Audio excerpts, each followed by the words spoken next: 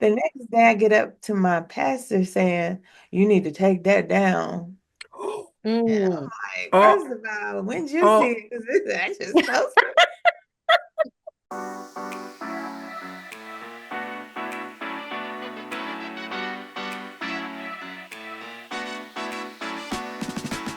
Building a business can feel like a roller coaster. Financial headaches, hiring drama, and marketing overwhelm are just a few things that make for a bumpy experience. But with the right people sitting next to you, you might actually enjoy the ride.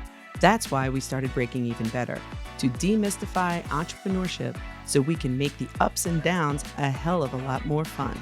Each week, we'll bring you the raw, real, and unfiltered insights from our own experiences and expertise. If you're ready for no BS, honest stories, and a lot of laughter, then buckle in and listen up. And let's ride this roller coaster together.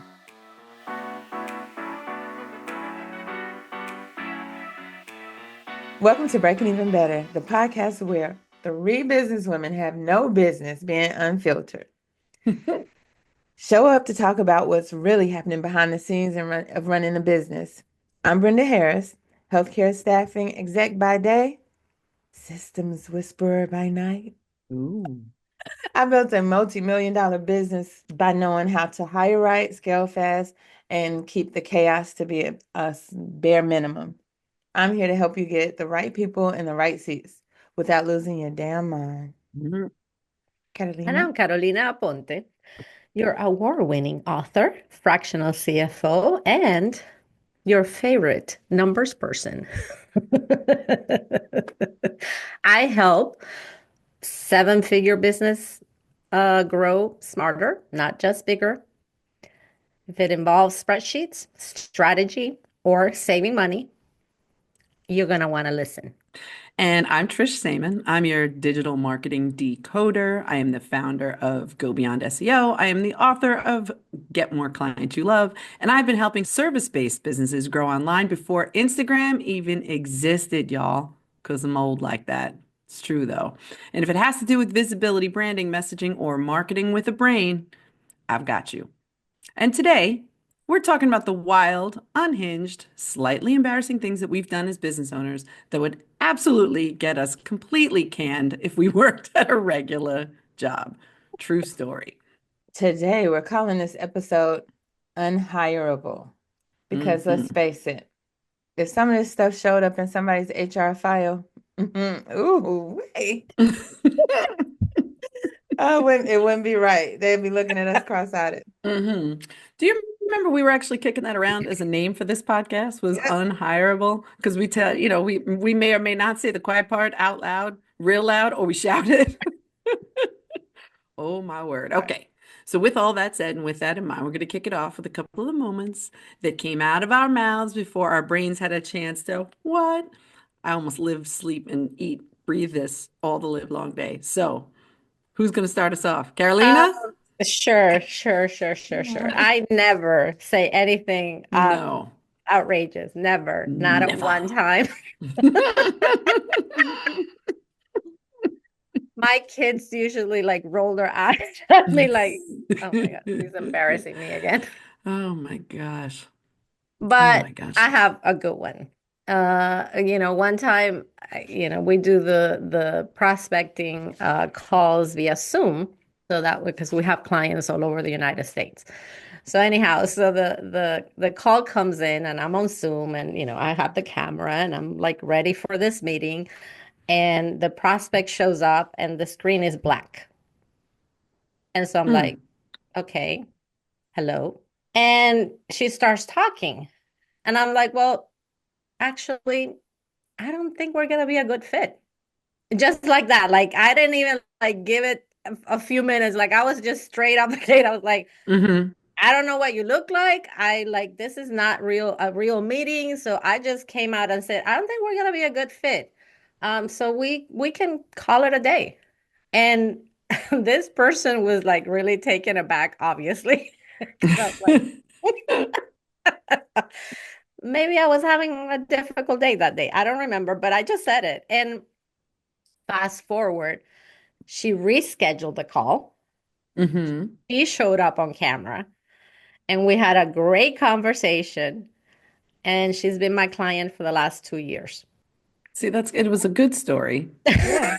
It's a good story. But And at there's the an element of moment, training. Trish, at the moment, I was like, oh shit, I did say that out loud. Maybe that should not have come out of my mouth. I mean, But the thing is, you're right though. If mm-hmm. we would have done that in a corporate atmosphere and with a large institution or something like that, we've been and walked out the door with a cardboard box and a pamphlet on professionalism and professional communication skills. Like it's so different these days than when we were younger trying to get into the workforce than it is now, and how people just is so lax about everything. Yeah, it's true. I had something that was, I guess, more during a pitch meeting, not like the onboarding like you, Carolina, but it was more during a pitch meeting where I had already done my discovery and I am already, ready with a proposal. I have all their information. And as I'm kind of in midstream, as I'm going through the strategy, they're like, yeah, no, this strategy is not going to work for us. We need to do, and I mean, the guy was just listing all the things that we need to do. And I'm like, I heard you when we spoke as to what strategy you like. I'm the one devising it. I know what you needed. And he's like, well, this isn't going to work. And I'm like, well, neither does your outdated website, but here we are. So I'm kind of like, maybe you might want to listen to the girl that actually does this for a living. But what was crazy is like in that meeting, I actually came out my face to this man while he's telling me all the ways. Oh God, Trish, all the ways that what I'm talking about is wrong with his crusty ass website sitting right there like a mess, talking about how he knows what he's doing. I'm like, boo boo, that site's been up since God was a boy, as they say here in the South. Like, you're kind of killing me with this mess. So, what was interesting with that particular story, though, is he was nonplussed with me at first. And of course, I kind of softened it a little bit later and I said, listen, I understand that this is very difficult, and clearly this isn't the space that you are meant to occupy. You are running this illustrious company, and I really hope he doesn't listen to our podcast. But this is an area where you're going to want to let me kind of take you down the road because I promise you, the approach that you're trying to take is going to cost you a lot of money. I'm going to end up saving you money and making you money, which is kind of. But yeah, I did actually say, basically said you got a lot of nerve talking to me with that website. It was so brutal. Savage, Yeah. savage, Yes, a I little savage. gone. Oh yes, I would have been canned 75 ways from Sunday for No. sure. Oh I'm dear. kind of glad I'm like my own HR department. Yeah, me Seriously. too. So Seriously. listen, to the listeners, if this is resonating, if you're laughing, or if you have some interesting stories about how you've handled situations in a way that make you unhireable, please share with us.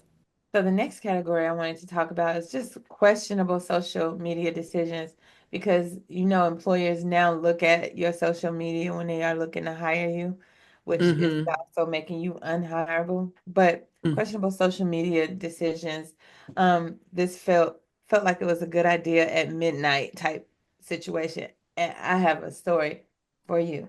So, and mine wasn't even about being hired, it was about church. Oh dear. So it was back in the day. I used to be a president of a motorcycle community club, and we took our pictures and stuff. And I had one on the bike with a short bicycle outfit, like a Halloween costume, the racer costumes. It was Hmm. racy. So it popped up in my memory. So I shared it again because it was a cute picture, right? It was sexy, cute. The next day I get up to my pastor saying, "You need to take that down." And I'm Mm. like, Oh, first of all, when did you see oh. it? Because I just posted. And I'm like, that's like 10 years ago. It's like I'm just enjoying and remembering. I'm not taking it no more, It was 10 Hmm. years ago. But the point I'm making is, if he saw it, then what if an employer would have saw it, and what would they have thought? Good It point. was cute to me. I like the picture. That's why I'm alive. Hmm. Oh, yeah, there's many things that we think are cute, but not the general consensus is not the same. Hmm. I get it. What about you, Trish? What Oh, social let's see. media thing you've got going on? So I've definitely had to be a bit more strategic with regards to social media simply because of what I do for a living. Mm. So I think the one that kind of got me in the most trouble was just making my social media public, which it is not any longer, but like my personal social media, not public like to everybody, but like anybody who I friended or anybody who was like in connected to me in any other way, I kind of kept it public. And I didn't have so much from a cute, sexy standpoint, but I definitely have a fairly acerbic sense of humor, as people may have noticed. And I have definitely been in a situation where I have posted things not remembering that the colorful language I like to use. I personally think that words like that are sentence enhancers, and I enhance a lot of my sentences. So, I've had a couple of funny things like that, but I guess my funniest story is not really social media related. I did have one that was pretty funny. Are you guys familiar with the song "Riding Dirty"? It's a rap song by Chameleon. Okay. So this is 100% a true story. I'm leaving Target and it's nighttime. It's like 9:30 at night. So there's nobody there, you know, and I'm feeling myself for whatever reason. And I get on the back. I can't believe I'm going to tell this story on my own podcast. So I get on the back of the what they call here in the South the buggy, but I where I grew up it was a shopping cart. I'm on the back and I'm kind of like going this through the parking lot because there's nobody there. And I'm singing to myself. They see me rolling, they hating. So I'm singing to myself. And all of a sudden I hear, Trish? And I'm like, wait, what? And who is it? None other than Mr. Dave Taylor, who's no longer a client because he is simply retired now. He's like, I thought that was you. And I'm like, awesome. Now, I don't know if that would have worked really well if I was working for Bank of America or some other place. But here I am representing the whole of Go Beyond at the time. And I'm singing a rap song in a Mm. Target parking lot while riding the shopping buggy. That's right. So anyway, I don't know if it would have gotten me fired. I don't think it would have gotten me hired. I'll say That part. that. That part. So yeah, there's been a couple of ones like that where it's just like I'm just an HR nightmare and you know, Mm. it is what it is. Well, I have my own listen, HR department. yeah, I mean, that's the part that I'm like grateful for. I do remember one time, well, I love to rent You do during love a tax rant. season. I love Yes, to you do. rent. And I was having one of those days. And I Hmm. grabbed my phone and I went on Instagram and I was like, and so I was a hot mess. I was in my car. Like, I was just like, I'm like, so I know you love life fast and furious and procrastination is your deal, but like tax season was supposed to be over and you had me going at it until very late. And then the client reached out and said, so you're talking about me? Yes, ma'am. I was like, as Wait, a matter of Perhaps. did you do that? Perhaps. I kind of was. You and three others. Right. Right. I'm like, I'm no child, longer protecting the guilty here. Sometimes content therapy becomes public content. It's the risk we run as it clients and as is. employees and as employers. Oh You my step on my gosh. toe, I'm gonna say, ouch, ouch. That's it. Oh yeah. So I would love it if any of y'all out there who are listening, if you could tag us in something that you've ever posted, or if you said something spicy on your business page and immediately thought, well, hell now, that was a choice I made.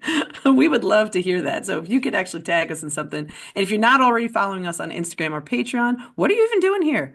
Get on there, man. Come on now. So follow us on Instagram at Breaking Even Better because we're there every day, all day. Am I right? You are right. Oh boy, our HR files would be thick, y'all.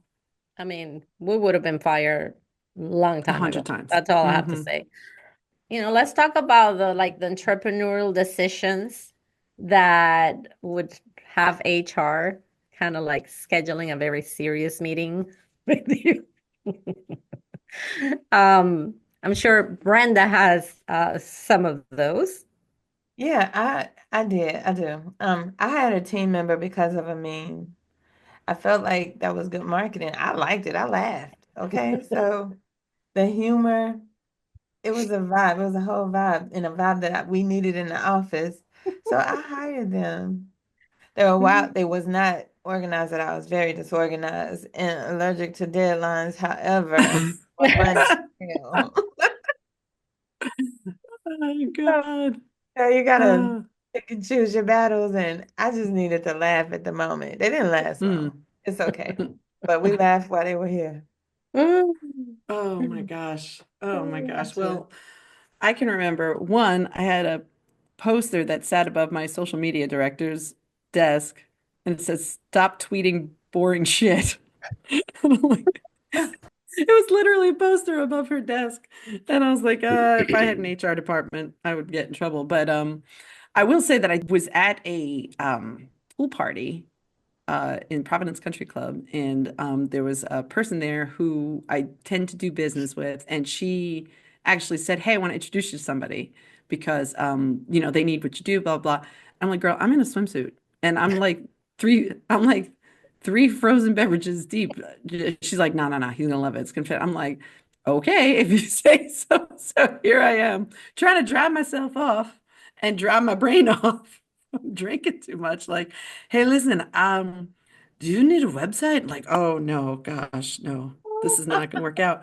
But sure enough, something about being very real in that moment, while it would have been an HR nightmare, actually ended up landing me a client. So I did. I went and got my phone out and I said, I'm gonna shoot you a contract right now via email. You got your phone? And sure enough, there, frozen beverage in hand, sarong around my waist.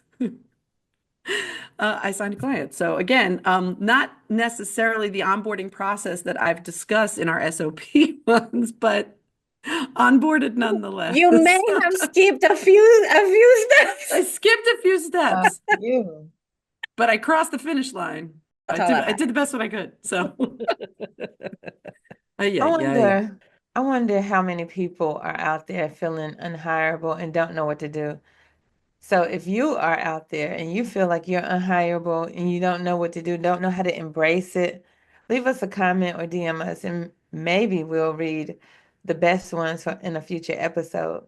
Don't forget Mm, to hit the star review and just tell us what you want to tell us. that's right. I What love about you, that. Miss Carolina? You have any kind of like moments that were like, yeah, so my HR, I'd be in big trouble. Do you have any stories to share like that? So I can tell you that while I love most of our clients, um, some I may have issues with on a personal level, and we won't go into details about that. But when they're rude and obnoxious, sending an email and like their life's problems are my fault Mm, because I'm their accountant and somehow they're losing money or whatever it is happening, it's my fault. I have a little bit of an issue with that. And so I tend to like not answer the emails, ghost them Ah, because, I feel like it's kind of like unpaid emotional labor. hmm. Like Yes. you need to sit there and wait for an answer because you were rude. And so I'm not gonna answer. So yeah, I know that would be a nightmare for an HR company because or department because they'll be like customer first. And I'll be like, but not that customer. right. Carolina's like, you have a timeout, so go sit in the corner. You're in an email timeout, and I'm not going to respond to you because you were rude and you need to think about your behavior. So I want to think about what are some ways that you can or red flags to understand that people need to understand when they are unhireable, like me. First of Mhm. all, I don't like people tell me what to do. I just don't like it, Mm, not even at home. Don't tell me what mm-mm. to do. I've said this to many of an employers. If you ask, you might get it done. But telling me what Right. to do is not gonna it's not gonna help you get this done quicker. I hate that. And it could be, I'm not huge into astrology, but the Gemini in me don't like to be told what to do. What are other ways that you can kind of start thinking, am I unhireable? Do I need to keen in on my business so I can make this happen? Because I can't go work for nobody else. Oh, I know for me, and this is with no hubris, I'm very good at what I do. I'm a strong marketer. I'm very good at doing something catchy. I can think on the fly. But I'm also very cavalier in my delivery. So I'm very much what you see is what you get. What you hear on this podcast, you would get from me in person. Like I can polish it up. I can wear nice clothes and, tailor my language to the appropriate audience, but only to a point. And if what I need to do goes beyond just kind of polishing it up for the audience, but I have to compromise who I am Mm. at my core. It's definitely not going to work. And also, like Miss Brenda, if you ask or suggest or say, like, hey, so here's what we're going to do, and it's more of a collaborative tone, boy, have you got somebody on your side. Because I will, and you guys know this for sure, I will absolutely have your back. You tell me, on the other hand, you know what your freaking problem is? Oh, boo, we're about to find out what my problem is. It's about to be on, right? No.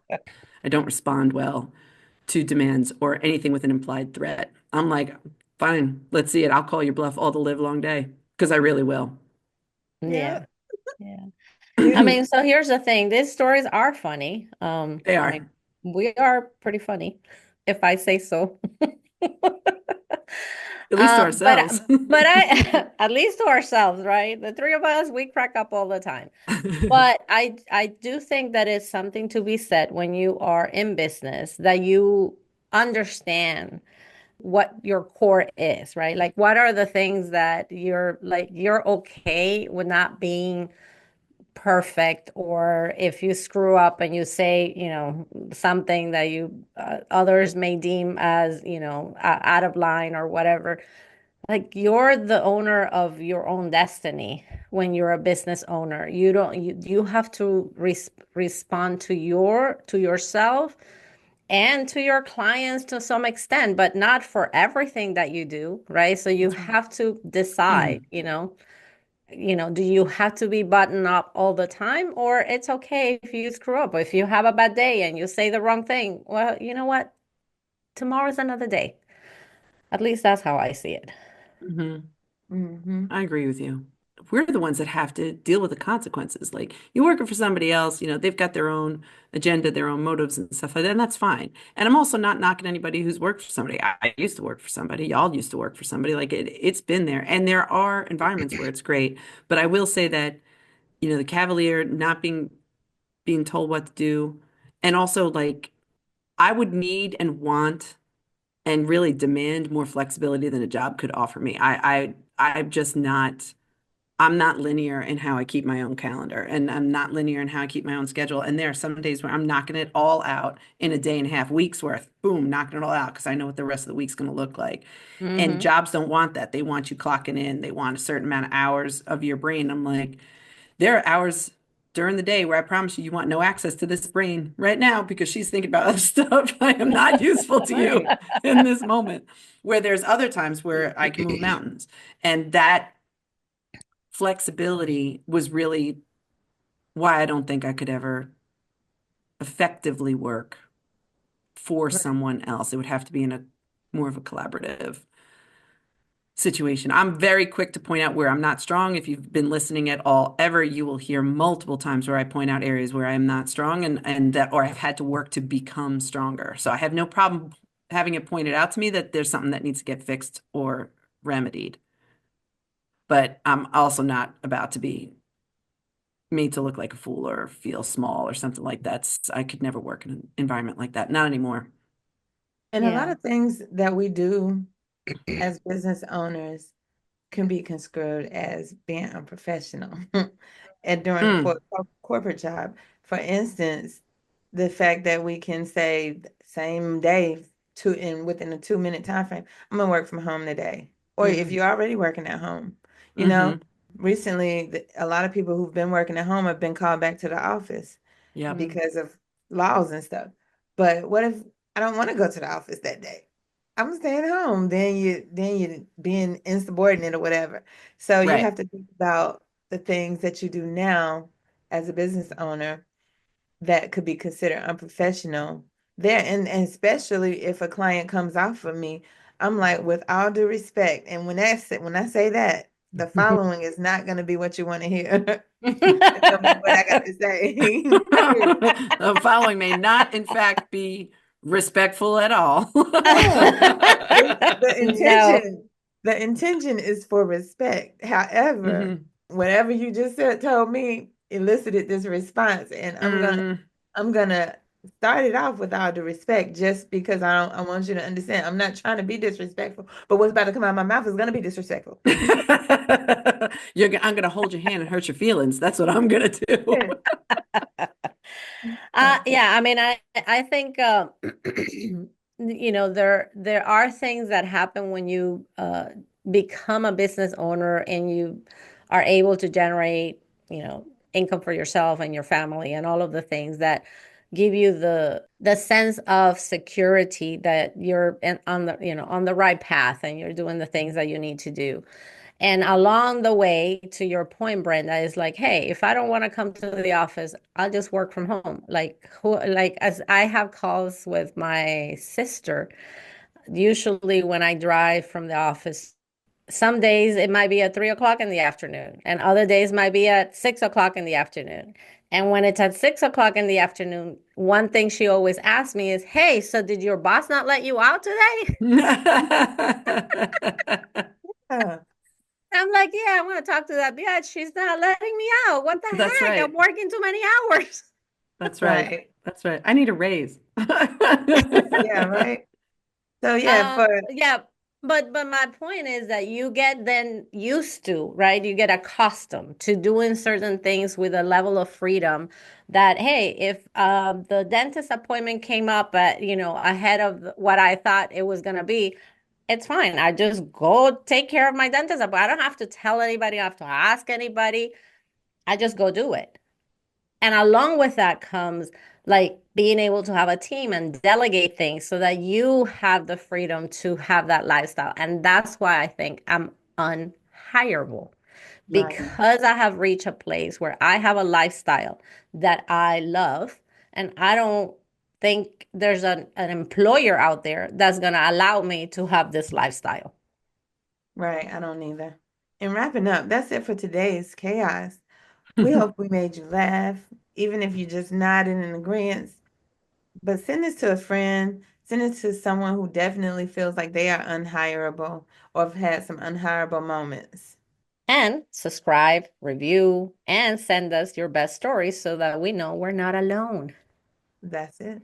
But with that said, keeping it real as always. Until next time, breaking even better, friends. You Better take care now. friends. Bye. Thank you so much for listening to the Breaking Even Better podcast. If you've enjoyed this episode, please take a minute to leave us a review on Apple Podcasts and subscribe to our YouTube channel for more content. To connect with our podcast or any of us individually, make sure you head to the show notes for all the links you need. See you in the next episode.